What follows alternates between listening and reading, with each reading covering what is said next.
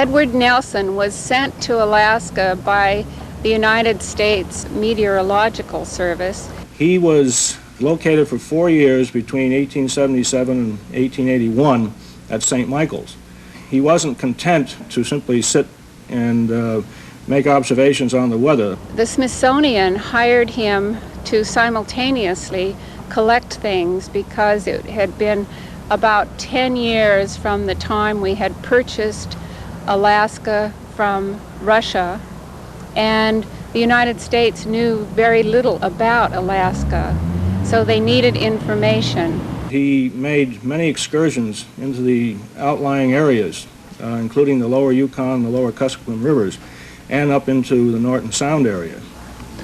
Probably the one significant thing about the Inua collection, or the Edward Nelson collection, is the fact that it has, 10,000 items to begin with. That in itself is significant, just in sheer numbers.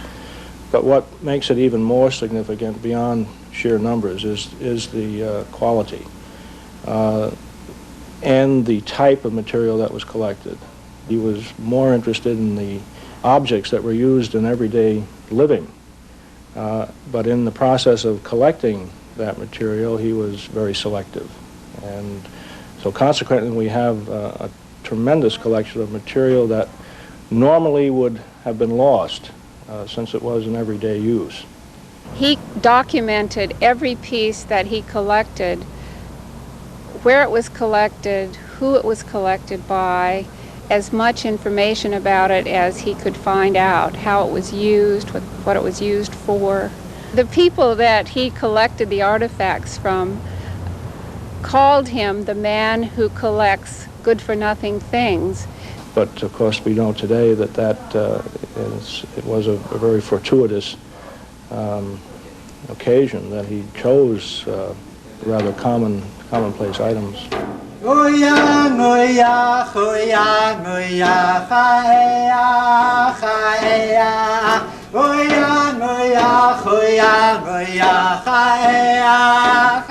The basement of the Smithsonian in Washington, D.C. had for decades been the repository of Nelson's 10,000-piece collection. Then one day in 1977, Ann Stevens, the wife of Alaska's senior senator, asked if she might see any items from her home state. She was amazed to discover the Nelson collection and appalled that it languished unseen. Her concern, expressed in part through her husband, resulted in the addition of a new gallery and the premiere opening of the Nelson collection in the nation's capital in June of 1982. It was titled Inua, Spirit World of the Bering Sea Eskimo. The word Inua in Yupik Eskimo means spirit, and many who have seen the Nelson collection have felt its presence. They do have in the most traditional and even contemporary native value system, an inner life, a spirit, if you will, that is there. And that when they are taken out of context and simply put into a case, that tends to short fuse or short circuit the real intrinsic value of the piece. With that idea in mind, Alaska State Museum officials asked for permission to bring a representative sample of Nelson's 10,000 pieces back to their homeland, not just to look at, but to learn from. The Smithsonian readily agreed, and some 300 pieces were selected to make the journey from whence they had come. They arrived in June 1983. By that time, a plan to use them as living history had already been set in motion. To that end, we are trying through a program associated with this exhibit to have elders interpret the pieces as they understand them from their tradition bearers, their fathers and forefathers, as to what the meaning of these pieces are. This they will interpret in their own language. This information will be passed on to students who are also working with the elders from some major communities up north, and so it's towards that end that we'd hope to perpetuate a living culture. So what we need to do is take a look at the description to see if it's accurate or where we could make corrections? Right, what to correct, what to add, what more you know about the things. And in particular, The process of debriefing with the elders was undertaken in Juneau shortly after the arrival of the traveling portion of the Nelson collection.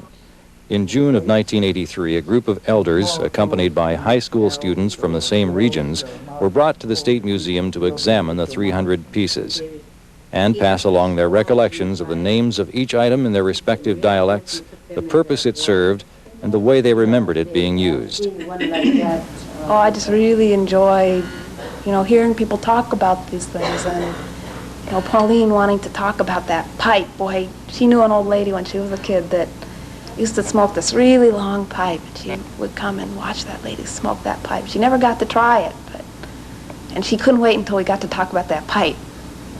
And I really appreciate their willingness to teach us too. Not only their own children and grandchildren, but to share it with all of the rest of us so freely. The students' task was to listen and learn, to take the knowledge the elders related about each of the exhibit items and bring it back to their fellow students. We're going to tell them what the artifacts mean and what they were used for. It was like it was part of the past for me. You just use things that are stored somewhere that's made, things that are been used or stored back, like the old tools. They weren't here. People wouldn't even probably be able to get to see them because they'd be lost or something like that. They'd be gone with the people. It's like part of the history. While in the state capitol, the students took time out to see a number of points of interest, among them the governor's mansion. I'm Connie Stewart, and I'm the manager here at the governor's house, and just one of my very jobs is taking groups on tour. The U.S. Congress, with Alaska being a territory, gave Alaska $40,000, and that was to build the house and to furnish it. And the way our kids learn today, they have to read about something and look at it at the same time, They're not like us old people. Looking at it? Yeah, looking at them and working with them and, using them, but they don't use them anymore, so they have to read them and, get an understanding, because that's how they're trained to think, So perhaps my suggestion would be to go see the exhibit and start working, As the elders began their work, the exhibit was still being assembled by members of the staff of the State Museum in Juneau. A painstaking process of sorting, grouping, building display cases, ensuring proper humidity, and maintaining minimum light levels to protect the 100-year-old artifacts from deterioration. First, there had to be an overall display plan. That job fell to Bruce Cato, exhibits curator at the State Museum. What we did is work up a working model. So to speak, what we have done is cut out, papered all sorts of things and pasted up onto a working model to see how things would fit. What we needed to do is go ahead and fabricate all of the pedestals, the hangers, again, the cases, the lighting system, and so forth. And it's very difficult, especially when you're doing hangers, to mount a piece. It has to be done in a certain way where it's not creating stress on an object. The show on an outline is divided into 7 categories, but the first category is really the introduction panels. It doesn't include any artifacts. The second part is small, general. Then it goes into Eskimo life through the seasons, basically hunting, fishing, berry picking, how people made a living off of the land through the seasons. Then the fourth unit goes into household, making utensils, cooking, toys, things like that were done in the house. The fifth unit is called the Gaskic, and it deals with with basically men's activities, and that contains a lot of fine woodworking and masks and shamanistic items. And then the show goes on to changes in the Eskimo arts through contact with Western civilization, ivory carving, for trade, And then in the 20th century art, you'll find in the big section on the seasons of the Eskimo, open water hunting, for instance, from kayaks and umiaks. There's a beautiful umiak model and a kayak model as well. The harpoons that are used for seals, which are different than the harpoons used for walrus. There are fishing materials for fishing in streams in the summer and in the winter, fishing lures, tomcod jigging apparatus for jigging fish through the ice, berry picking containers, bow, a very nice bow, and various types of arrows that were used in various types of hunting. Going into the household area, there are some serving dishes, ladles, some very nice sewing utensils that were used by the women. There are examples of children's toys, various kinds of grass basketry. And then going into the gaskig section, or the more ceremonial section, there are a number of fine wooden boxes, some of which have the lids open, and you can see the paintings that were done inside them, the lids. And a lot of masks, and also some material relating to the shaman and the shaman's work. These are items that have definite, specific spiritual connections. I mean, they're reverent and creative and functionally elegant all at the same time. And it's kind of grown on me, just seeing these pieces over a long period of time, how deeply whoever made these pieces must have cared about the animals, how close that feeling is. One thing I could mention that a Yupik person said to me was that in Christianity coming into his area, there was a lot that they were speaking of the same God to him. It wasn't something foreign at all. And there were things that they too could learn from Christianity. And the one place that he can't understand, that he feels the difference is that he feels that when the Creator made people and gave us a soul, likewise he made animals and gave each of the animals a spirit. And that's a real strong feeling for him. Looking at the craftsmanship that went into the making of these items of everyday use, many from the white culture are struck by the great amounts of time invested in each piece. Mari Slack says that kind of thinking would probably have been foreign to the Bering Sea dwellers. I don't get a feeling of them talking about investing time as if time was something that you saved or spent or used, or you just didn't talk about it that way. I mean, you cared about those animals and you respected them, and when you went to make a harpoon point and the line attachers and the spear guards and everything that you use in going out to seal hunt, you did it with reverence. And you made things as you felt about the animals, and it was a respectful thing to do to make them well. When I look at them, I think our generation just lives too fast, and we want to get things done in a hurry. We have deadlines. We're always in a hurry. And then I look at these beautiful things, the hooks that are decorated, these other things with decorations, and I see how much patience they have and their appreciation of beauty, as well as utility. And it impresses me. But with even modern tools, we can't compare with the beauty they made 100 years ago. Just a box, this means umbak. Would be a toolbox. That's what she said, it's a toolbox. I think one of the important things about the exhibition is that these pieces are coming back to Alaska for the first time in 100 years. And it's culturally very important because it gives people an opportunity to get back in touch with part of the culture that is perhaps no longer there. They recognize pieces that they've either seen themselves or seen a relative use or used themselves. And it's very exciting, I think, to them to see the pieces. And each piece is very beautiful. There's a great respect for the material that the artifact is made from.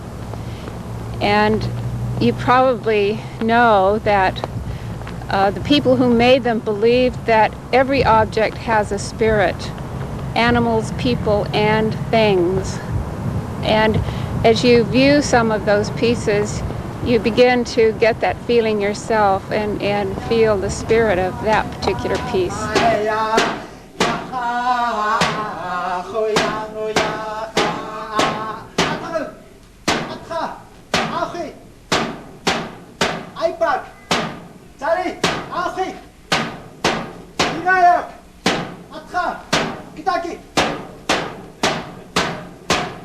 In addition to this large exhibit of some 300 pieces, they selected 122 pieces for a small exhibition that would go to some of the areas and communities where the pieces were actually collected. So it's going to Dillingham, Bethel, Barrow, Kotzebue, and Nome. The smaller collection is being packaged here in this museum and will be shipped to those 5 communities. They were picked by Bill Fitzhugh, William Fitzhugh at the Smithsonian.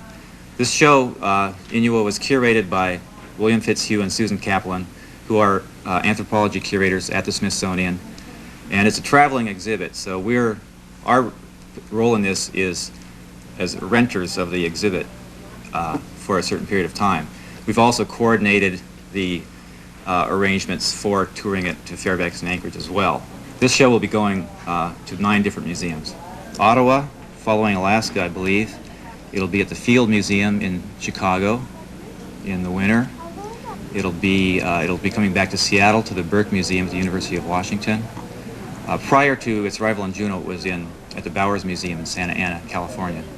What we're hoping will happen with this project is that we will see the collection through the eyes of the elders, and we'll get a great deal of information about the artifacts from their experiences. The young people will be learning how to be interpreters of that collection when it comes back to their community. So they will be representing the collection to the people who live there. We asked the elders how they felt about their ancestors' possessions being taken away by Nelson. I think that was good. I think that was great. To preserve all the old stuff, otherwise we wouldn't see them now. Especially to or put we it in wouldn't books. know them. I think it's for the benefit of our cultures very good. Otherwise we would have lost all that if we hadn't done this work.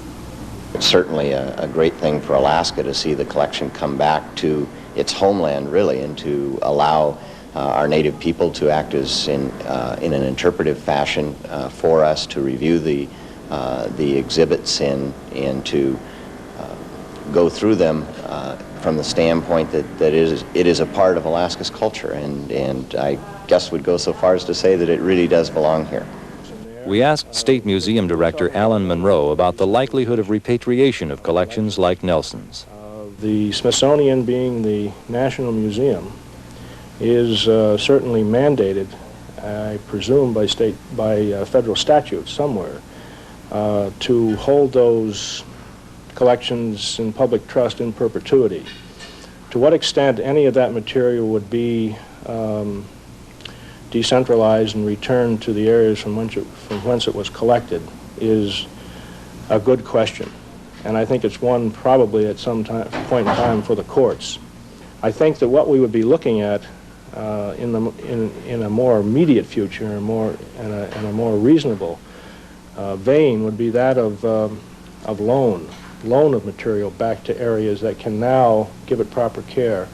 If the accommodations are good, but rather keep it up in Alaska, but I don't know if we have any sufficient type of to secure all that 100-year-old stuff. It's pretty delicate, and you have to have some sort of chemical or whatever to preserve it. My name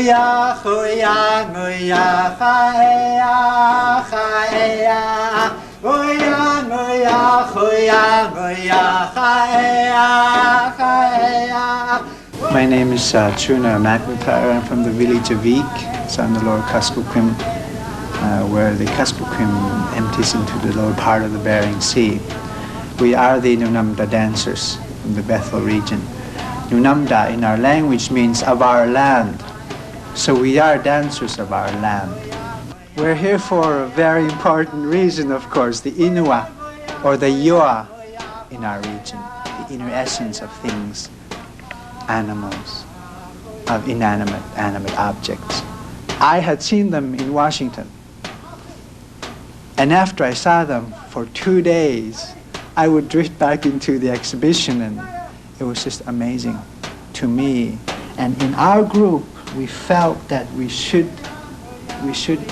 authenticate, bring back, maintain, continue, whatever it takes, some of these things that were used by our ancestors.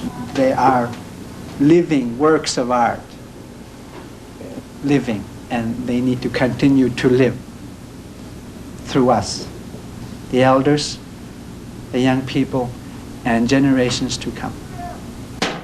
Dances are fragments of history. We dance of things we love, we cherish, things we see every day, things we experience of life, and things we hope for and hope to be. The things you see here are amazing, and they're neat. And I think more people need to see them to appreciate who they are. If they can see them and recreate them again, we have a chance to be able to recreate them as they once were. And we must share, because if you don't share something, it will never continue.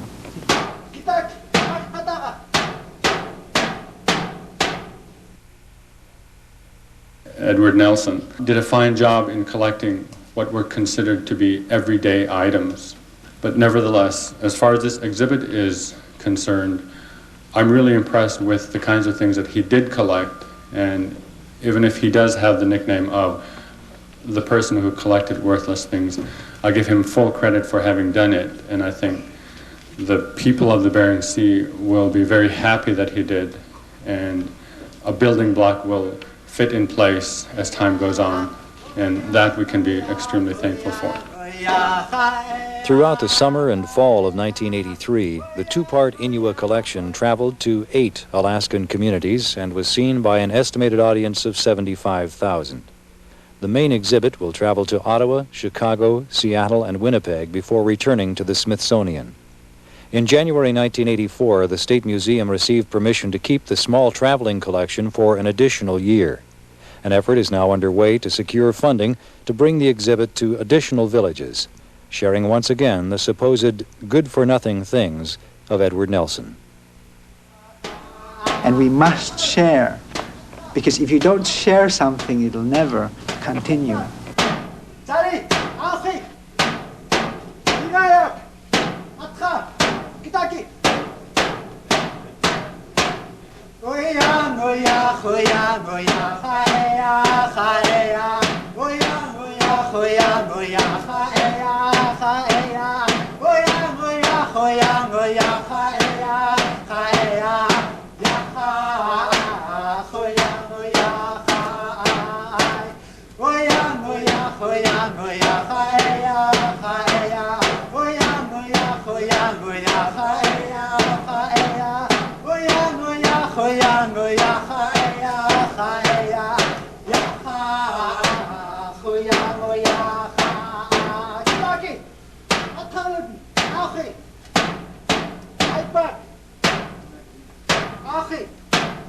Now